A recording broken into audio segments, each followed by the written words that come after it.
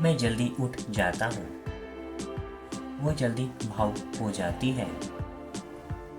तुम जल्दी गुस्सा हो जाते हो।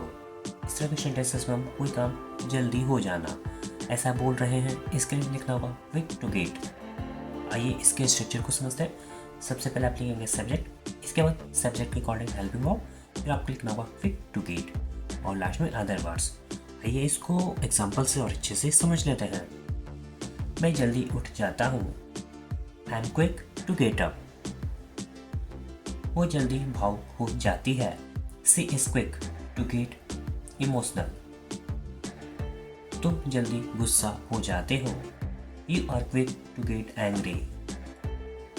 वो जल्दी समझ जाती है। She is quick to understand. हम लोग जल्दी सो जाते हैं। We are quick to sleep. वे लोग जल्दी सीख लेते हैं। They are quick to learn.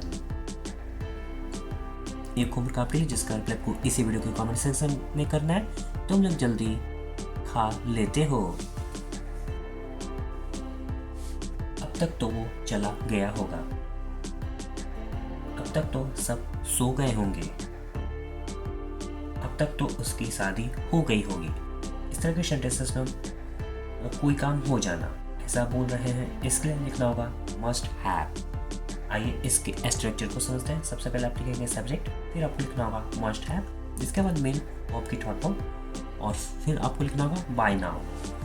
आइए इसको एग्जांपल से और अच्छे से समझ लेते हैं। अब तक तो वो चला गया होगा। He must have gone by now. अब तक तो सब सो गए होंगे। Everyone must have slept by now. अब तक तो उसकी शादी हो गई होगी। She must have got married by now. अब तक तो उसने सबको बता दिया होगा। She must have told everyone by now. अब तक तो वो घर पहुंच गए होंगे। They must have reached home by now. अब तक तो उसने अंग्रेजी सीख ली होगी।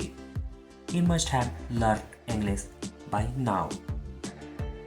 एक होमवर्क आपके लिए जिसका रिप्लाई कोई इसी वीडियो के कमेंट सेक्शन में करना है।